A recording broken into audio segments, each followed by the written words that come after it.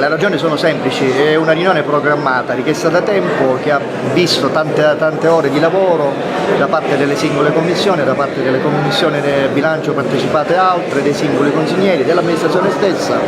e ritengo che oggi, che era una presentazione di un ragionamento molto importante, lo snellimento delle partecipate, il riordino delle partecipate, con tutto quello che poteva essere un dibattito propositivo, migliorativo o peggiorativo, ma comunque speriamo sempre migliorativo, vede l'assenza dei presidenti che sono parte diretta e che sapevano da tempo di questo incontro, e ritengo che sia altamente lesivo nei confronti di quello che è il Senato della città di Catania, nei confronti di quelle che sono le istituzioni. I presidenti dovevano essere i primi ad essere qui, ed è una mancanza di rispetto alla quale secondo me non può essere messa in secondo ordine. Non chiedo le dimissioni, perché non ha senso chiedere le dimissioni, però non va bene così. La mancanza di rispetto